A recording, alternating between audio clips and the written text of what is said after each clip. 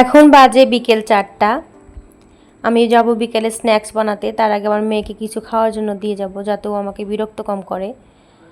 আমি ওকে ওর দেখা যায় যে আমি যখন রান্না করতে যাই তখনও আমার সাথে যাবে, গিয়ে ওই রান্নার সময় এটা করব ওটা করব করে আমাকে বিরক্ত করে। যার কারণে আজকে আমি সাথে ওকে সবসময় সাথে নিলেও আমি ওকে আজকে সাথে নেব না, কারণ আমি আজকে একটু তেলের কাজ করব। তেলে ছিটা লাগলে আবার হিতে বিপরীত হয়ে যাবে। যার কারণে আমি ওকে আজকে একটু খাওয়ার ব্যস্ত বানিয়ে রেখে তারপরে আমি স্ন্যাক্স বানাতে যাব। আজকে আমি ওকে দিচ্ছি ডালিম এবং সাথে কলা। আমি ওকে ডালিমটা সম্ভবত সকালে খালি পেটে দেই, কিন্তু আজকে যেহেতু আমার কাজ, তার কারণে আমি ওকে একটু ব্যস্ত রাখার জন্য আমি ওকে এটা বিকেলে দিচ্ছি। আপনাদের কার কার বাচ্চা আছে যাদের বাচ্চারা রান্নার সময় এরকম বিরক্ত করে? তো হ্যালো এভরিওয়ান, আসসালামু আলাইকুম। আজকে আমি বানাবো বাজারের দোকানে যে লাড্ডু, সেই লাড্ডুগুলো।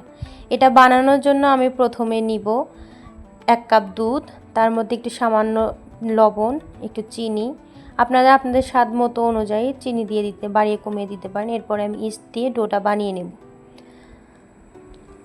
তো একটা কথা কি জানেন, এই সময়ে এই যুগে এসে অনেকে দেখা যায় কি, অনেক ফ্যামিলিতে, সব ফ্যামিলিতে না তো অনেক ফ্যামিলিতে দেখা যায় যে ছেলে বাবু আর মেয়ে বাবু হওয়া নিয়ে অনেক সময় অনেক কথা ওঠে, যেখানে দেখা যায় যে অনেকে মেয়ে বাবু দেখলে নাক ছিটকায়, আবার ছেলে বাবু দেখলে অনেক খুশি হয়। তো আমার কথা হচ্ছে যে ছেলে বাবু আর মেয়ে বাবুর মধ্যে পার্থক্য কী, কেন তারা এত খুশি হয়, কেন অখুশি হয়?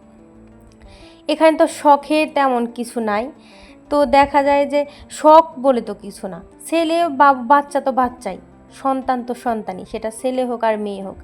এই ক্ষেত্রে অনেক ফ্যামিলিতে দেখা যায় যেসব ফ্যামিলিতে ছেলের জন্য খুশি হয়, সেখানে আমার মনে হয় কি ওরা সম্ভবত ভেবেই নেয়, ছেলেবাবু হওয়ার পরেই ভেবেই নেয় যে সংসারে পরিবারের বোঝা নেওয়ার জন্য একজন মানুষ এসে পড়েছে, যার কারণে তারা ছেলেবাবু দেখে এত খুশি হয়।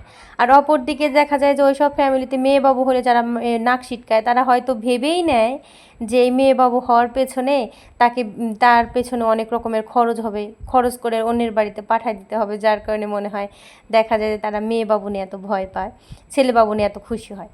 তা আমার কথা হচ্ছে কি, সে সন্তান তো সন্তানই, মায়েরা এসব এরকম করে না, কিন্তু দেখা যায় যে ওই ফ্যামিলি নিয়ে এইসব ব্যাপারে অনেক বেশি চর্চা হয় যে ছেলেবাবু হওয়া লাগবে। অনেক ফ্যামিলিতে এরকম আছে যে শর্ত দিয়ে দেয় যে ছেলেবাবু হতেই হবে, ছেলেবাবু না হলে মেয়েবাবু যদি বাই চান্স হয় সে বাচ্চা নষ্ট করে দিবে। আমাদের বাসার পাশে একজন ছিল, যার পরপর তিনটা মেয়ে হয়েছে। চতুর্থ বাচ্চার সময় তার কি সন্তান হবে সে জানে না, কিন্তু কি করেছে ওই এলাকার মানুষ, একটা কথা প্রচলন আছে না যে অনেক সময় দেখা যায় যে বাচ্চা নষ্ট করার জন্য অনেকে মেহেন্দি পাতা আছে না, মেহেন্দি পাতা বেটে সেটা খাইতো।